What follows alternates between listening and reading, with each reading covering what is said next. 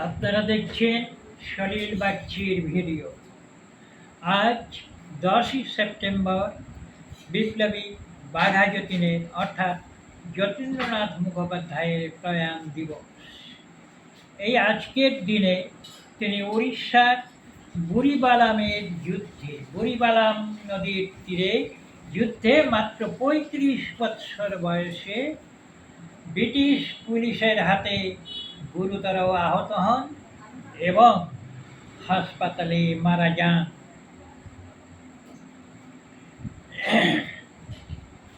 এই বাঘা যতীনের মৃত্যু দিবস আজ শহীদ দিবস রূপে পরিগণিত। তার মৃত্যুকে স্মরণীয় করে রাখবার জন্যই এই শহীদ দিবস পালন করা হয়। এই অমর বিপ্লবী বাঘা যতীন হচ্ছেন যতীন্দ্রনাথ মুখোপাধ্যায়। যতীন্দ্রনাথ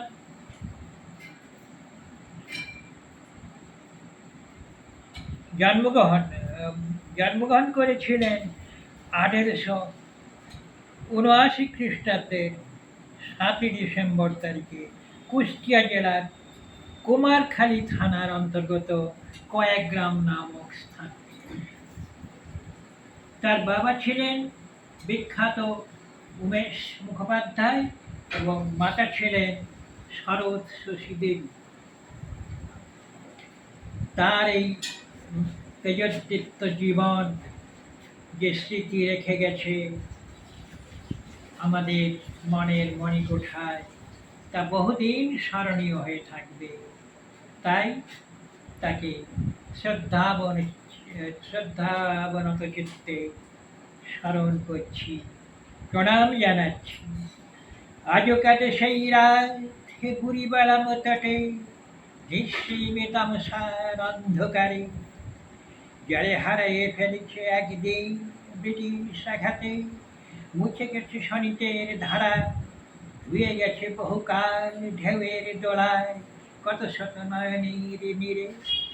আর ফিরিবে না কোনো দিন আপন কায়ায়, শুধু স্মৃতি হয়ে রবে মনে। অমর শহীদ মৃত্যু তোমার নাই বাঘা যতীন, যতদিন রবে মানব জীবন।